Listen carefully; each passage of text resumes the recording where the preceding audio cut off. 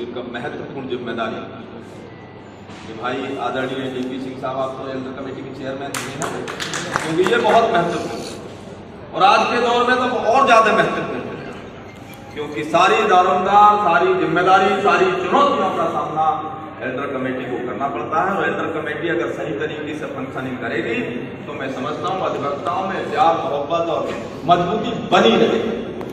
तो आदरणीय डीपी सिंह साहब, आपने निष्पक्ष सुंदर चुनाव कराया, इसके लिए आपको भी बहुत बहुत धन्यवाद। क्योंकि आप जरा सी भी शिथिलता या गड़बड़ी कहीं हुई तो सारी जिम्मेदारी हम लोगों पे आकर पड़ जाती है, क्योंकि फिर बार काउंसिल को ही संभालना पड़ता है। तो आपने हमारे तक समस्या नहीं पहुंचने दी, इसके लिए बारंबार आपको धन्यवाद। नई जो कार्यकारिणी बनी, सुरेंद्र पाराशर जी और दिग्विजय सिंह साहब, आप दोनों को, आपकी पूरी कार्यकारिणी को बधाई है। और मैं पाराशर जी को कहना क्या, हम तो जब से देख रहे हैं कि पाराशर जी घूम फिर के पाराशर जी आई जाते हैं, तो जो आदरणीय ने कहा है कि भाई बहुत हो गया, और आपने भी कहा है कि बहुत, अब नहीं, अभी बहुत नहीं हुआ, अभी और होगा। पाराशर जी, आप में काबिलियत है, आप में खूबी है, आप में सबको साथ लेकर साथ चलने का आप में मादा है। तो आप जैसा लोकप्रिय, आप जैसा कर्मठ, जिस तरीके से आप हर बार हम देखते हैं, आप जब रहे हैं कहीं कोई विवाद परेशानी नहीं है कोई, और अधिवक्ताओं को साथ लेकर के सबकी समस्याओं का हल आपने निकाला है। और सबसे एक खूबसूरत बात है भाई मित्तल साहब, जो बहुत सुंदर संचालन कर रहे हैं, आपको भी बहुत बहुत धन्यवाद। और तमाम सदन में हमारे बैठे तमाम हमारे आदरणीय सभी का अभिनंदन और वंदन। आदरणीय, आज का जो कार्यक्रम है, शपथ ग्रहण का कार्यक्रम है, बहुत सुंदर कार्यक्रम आपने आयोजित किया। और तहसील देखिए, अभी जो बताया आदरणीय ने भी कहा कि छोटी जगह है, तो सादाबाद छोटी जगह जरूर है, लेकिन यहाँ के लोगों का दिल बहुत बड़ा है आदरणीय। और वैसे भी शेरो शायरी सर ने शुरू कर दिया, हम क्या करें। तो छोटी बड़ी कोई नहीं होती, अगर कोई व्यक्ति, कोई व्यवस्था, कोई संस्थान, कोई इंस्टीट्यूशन छोटा भले ही हो, लेकिन यदि वो तय कर लेगा हमें कुछ करना है, तो मैं समझता हूं वो असफल हो नहीं सकता। अंधकार से लड़ने का संकल्प कोई कर लेता है तो एक अकेला जुगनू ही सब अंधकार हर लेता है। और छोटी बड़ी का उदाहरण सबसे बड़ा मैं बैठा हूं, मैं भी आउटलाइन कोर्ट खुर्जा का प्रैक्टिस कर, जब हम लोग प्रैक्टिस में आए वकालत शुरू किए जिस समय में, तो हम लोग मेरठ तक जाते थे, छोटे छोटे मामलों में मेरठ तक जाते थे, रेवेन्यू के मैटर से लेकर। जिला जज साहब के यहाँ 93 में जब हम जूनियर थे, 307 पहली बार बेल सीनियर महोदय से करा ली, बाद में जो पैरिटी के आधार पर वहां तक जाते थे हम लोग। नए बच्चों को ये प्रेरणा देना चाहता हूँ इस बात से, सोचे कि भाई क्या होगा, नहीं, हम लोग 50 रुपया के लिए खुर्जा से बुलंदशहर जाते थे, 7-8 रुपया का तेल फूकेगा, बाकी बचेगा, तो काम करते थे। तो ऐसा नहीं है कि हम छोटी कहीं जगह पे हैं तो हम बड़ी छलांग नहीं लगा सकते। आपके सामने खुर्जा का ही मेंबर हूँ, खुर्जा का ही रहने वाला हूँ, ऑनलाइन कोर्ट में पूरी प्रैक्टिस है। बाद में जब वकालत चल गई 93-4 के बाद, फिर कहीं जाने की आवश्यकता ही नहीं पड़ी, खुर्जा से ही पूरा जीवन बढ़िया कट गया। और उसके बाद जब मैं बार काउंसिल के चुनाव में गया तो पहले ही लोग सोचने लगे, यार तहसील का आदमी भी बार काउंसिल में मेंबर बनेगा। ऐसा कहा कभी नहीं हुआ, इतिहास में नहीं हुआ, पूरे देश के इतिहास में नहीं है कि आउटलाइन कोर्ट पर, तहसील पर प्रैक्टिस करने वाला कोई मेंबर बार काउंसिल बना। तहसील के अधिवक्ताओं की ताकत थी, जुट गए कि हमारा कोई साथी बार काउंसिल का चुनाव लड़ने की हिम्मत जुटा रहा है, और उसमें सादाबाद का बहुत महत्वपूर्ण योगदान रहा। आप लोग जुट करके मेरे साथ खड़े हुए, और न केवल बार काउंसिल का मेंबर बनाया आपने, बार काउंसिल का एडिशनल चेयरमैन भी सबसे ज्यादा समय रहा, सेक्रेटरी सबसे ज्यादा समय रहा, और सबसे ज्यादा समय का चेयरमैन भी आपके तहसील का ही वकील बना। ऐसा इतिहास नहीं है। तो ऐसा नहीं है, हम लोग जब संघर्ष की ठान लेते हैं तो रास्ते अपने आप निकलते हैं। अब जो दौर चल रहा है, कई जगह मुझसे कहा जाता है आप हड़तालों के विरोध करते हैं। हम हड़ताल के विरोधी नहीं हैं।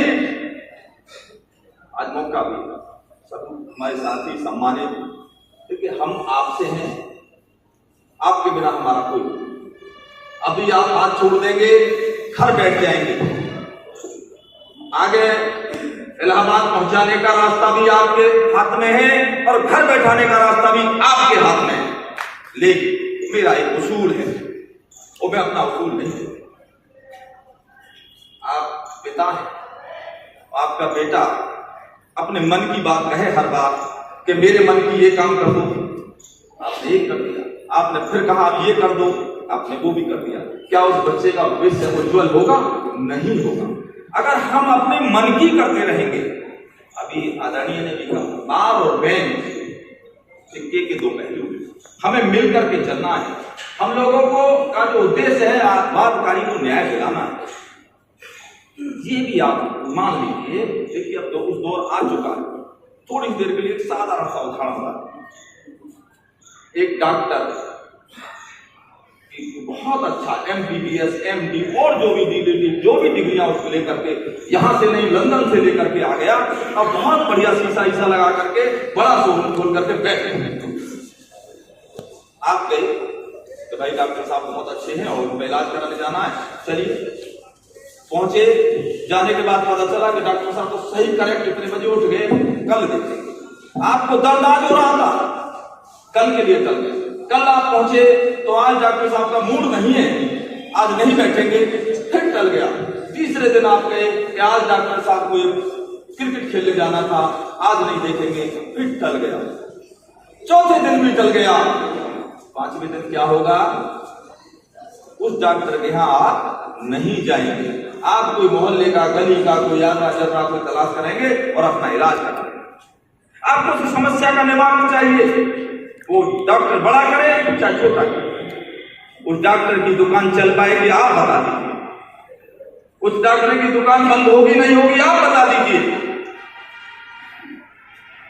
देखिए हर व्यक्ति उद्देश्य लेकर आता है। अगर उद्देश्य की पूर्ति कोई हम लोग नहीं करा पाएंगे तो हमारी भी दुकान पे दिक्कतें आएंगी। हमारा उद्देश्य क्या होना चाहिए? अंतिम पंक्ति में बैठा व्यक्ति जिसको न्याय में अदालत कौन आता है, मैं आदरणीय से भी गुजारिश करता हूं। मैं अभी हापुड़ में वहां भी जिला जज साहब मैंने वहां भी कहा कि जैसे ही कोई मैटर आता है, आदरणीय आप अपने जो जुडिशियल ऑफिसर हैं उनसे भी निवेदन कर दीजिए हमारी तरफ से कि कोई मैटर अगर आता है तो स्टे पे विशेष ध्यान रखें। स्टे अगर हो जाता है तो उसका एक बहुत बड़ा लॉस बच जाता है। अगर कहीं बेल पाई जाती है, कोई चीजें गड़बड़ पाई जाती है तो 15 दिन, 20 दिन, 30 दिन, 2 तारीख के बाद वैकेट हो जाएगा। अगर हम न्यायालय में आया व्यक्ति उसको फौरी रिलीफ नहीं मिला तो फिर वो दूसरा रास्ता तलाश कर लेता है। तो हमारे साथ भी कुछ इस तरीके की दिक्कतें आती हैं कि देखिए विषय हड़ताल का नहीं है, हड़ताल को आप कोई नहीं रोक सकता। किसको रोक रहा है हड़ताल के लिए? किसानों को तो कोई रोकना नहीं, हम तो पढ़े लिखे लोग हैं भाई, लॉ ग्रेजुएट हैं। वहां रोका जाता है कि भाई घटना या विषय कोई आजमगढ़ में हो रहा है, हड़ताल कहां हो, क्या प्रदेश को चला पाएंगे? इस तरह इतना बड़ा परिवार है, 4.5 लाख लोगों के, किसी ना किसी के साथ प्रतिदिन कोई ना कोई समस्या रहेगी। हर समस्या के लिए हम प्रदेश बंद कराएंगे, हर समस्या के लिए यदि हम प्रदेश बंद कराने लगे, आप बता दीजिए कैसे चला पाएंगे? जब आप हम देखिए हमारी भी दुकान है, न्याय की दुकान है, अगर हम न्याय नहीं दे पाएंगे लोगों को, आप देख रहे हैं सिविल के मैटर, आप देखिए कितना हो गया है। सिविल में आप कहां आ गए ये बता दीजिए। सिविल के मैटर आपके यहां नहीं आ रहे हैं, कारण सिविल के मामले लोग बाहर आउट ऑफ कोर्ट निपटा रहे हैं, क्योंकि उनको पता है कि अदालत गए तो अटक जाएंगे, लंबा समय लग जाएगा, स्टे नहीं मिला तो दूसरा पार्टी कब्जा कर लेगी। तो बहुत सारी दिक्कतें इस तरीके की आती है। तो ये निश्चित रूप से हमारा भी एक न्यायिक परिवार है। हम लोगों को जो आम जनमानस है उसमें इस तरीके का मैसेज भी देना चाहिए कि हम लोग आपके लिए हैं। धीरे धीरे अभी आदरणीय मालवीय साहब का भी जिक्र आया, गिरधर मालवीय साहब, उनके ग्रैंडफादर मदन मोहन मालवीय साहब हुआ था। वो भी एडवोकेट थे। ये बात फैक्ट है। कौन कह सकता है कि इस देश की आजादी में, देश की संरचना में अधिवक्ताओं का योगदान नहीं रहा? अधिवक्ताओं का बहुत बड़ा योगदान रहा है। देश की आजादी में अधिवक्ताओं का बहुत बड़ा योगदान रहा है। आप देखिए पूरे देश के आजादी का आंदोलन जितना चला उसमें अधिवक्ताओं ने महत्वपूर्ण भूमिका निभाई। लेकिन आप ये भी मान लीजिए इस देश की न्यायप्रिय जनता ने जब देश आजाद हुआ तो वकीलों को सर पे बैठाने में कोई कसर छोड़ी हो तो बता दीजिए। देश का प्रधानमंत्री बनाया वकील, देश का राष्ट्रपति कौन बनाया? एडवोकेट। देश का गृह मंत्री आदरणीय वल्लभ भाई पटेल साहब कौन थे? एडवोकेट। डॉक्टर राजेंद्र प्रसाद साहब, जितने भी पोस्ट थी मैक्सिमम आप देखिए, जितने कैबिनेट मिनिस्टर थे देखिए सब एडवोकेट बने। बस थोड़ा सा कुछ करके यही विचार कर लीजिए, अब गांव का प्रधानी का चुनाव कर देंगे, क्या स्थिति है? ईमानदारी से चिंतन कर लीजिए, मंथन कर लीजिए। बस हमें यह सोचना है कि हमारे पूर्वजों ने हमको जो दे के गए, जो था जो हमको सौंप के गए, हम उसको बना के रखें। जो गरिमा हमारे पूर्वज, जो सम्मान हमारे पूर्वज इस पेशे को देकर गए, हम उसको बना के रखें। अगर देखिए ये तो निश्चित है, कोई जमींदार रहे हो, कोई मंत्री रहे हो, बड़े ठाट से आप लोग नाम ले रहे, हमारे बाबा वो थे, आपके पूर्वजों ने कोई अच्छा काम किया हो तो आप कहेंगे हमारे बाबा स्वतंत्रता सेनानी थे। लेकिन उसको कितने दिन रखेंगे हम संभाल के? उसमें हमें भी योगदान देना पड़ेगा, तभी वो सब चीजें चल पाएंगी। तो ये निश्चित है अधिवक्ताओं ने इस देश के लिए बहुत बड़ा योगदान दिया। लेकिन मेरी गुजारिश है कि हम आगे भी इस तरीके का काम करते रहे। बाकी हम लोगों को लड़ने के मौके तो बहुत मिल रहे हैं। बहन जी बैठी हुई है, अब लड़ने का मौका आ रहा है, लड़िएगा। तो क्योंकि अभी एडवोकेट एक्ट में बहुत बड़ा संशोधन हो रहा है, पार्लियामेंट में बिल आ चुका है, उसमें बहुत सारी चीजें आपकी सब आपको बार काउंसिल से कई लोगों को दिक्कत होती है, बार काउंसिल को भी वही सिस्टम सब ब्रेक हो रहा है, लग आ गया है। डीसी की पावर हम लोगों से हटा करके और उन पे जाएंगे फॉरम में, अलग फॉरम में कहते हैं होने की बात चल रही है। तो असल में हम लोग जब खाली संगठित रहे ये बहुत अच्छी बात है, मजबूत रहे ये बहुत अच्छी बात है, लेकिन जनमानस में अपनी पकड़ बनाए ये ज्यादा जरूरी है। जनमानस में पकड़ तब बनेगी हम जनमानस के लिए काम भी करें। अभी गाजियाबाद में हो रहा था, आप जो चाहो करते जा रहे हैं, कोई काम कुछ नहीं है, इनको निकाल दो, बहिष्कार कर दिया, बहिष्कार आपने विधानसभा के 7 सीट जीत ली, क्या कर लिया? हाँ, हमारा कहना यह है आपकी कथनी और करनी में अंतर नहीं होना चाहिए। जब आपने बहिष्कार किया तो गाजियाबाद की सीट बीजेपी जीत कर नहीं जानी चाहिए थी, तब आपकी ताकत बनती, वो आप करेंगे। बस हड़ताल में हमारा जोर है, हड़ताल करो और घर जाओ नहीं, हम लोगों को काम करना पड़ेगा। हमें घर घर जाना था, प्लान बनाना था।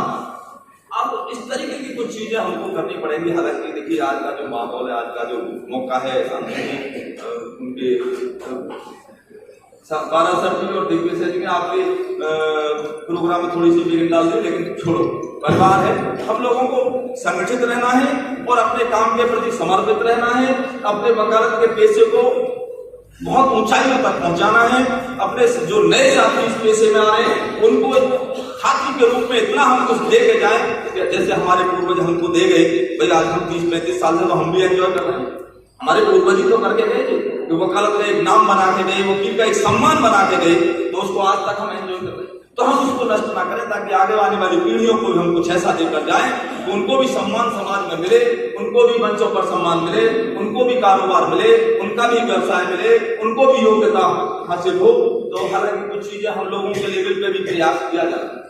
जो बच्चे पुस्तकों से दूर, क्योंकि एक तो अब सबसे बड़ी समस्या आ रही है हर जगह तो चुनाव, रोज तो चुनाव हो जा रहे हैं, नए बच्चे आए, अभी रजिस्ट्रेशन हुआ है, आने के बाद सीधे अध्यक्ष जी के पास पहुंचे और अध्यक्ष जी ने बैठो भैया और चलाओ मां चुनाव लड़ाओ।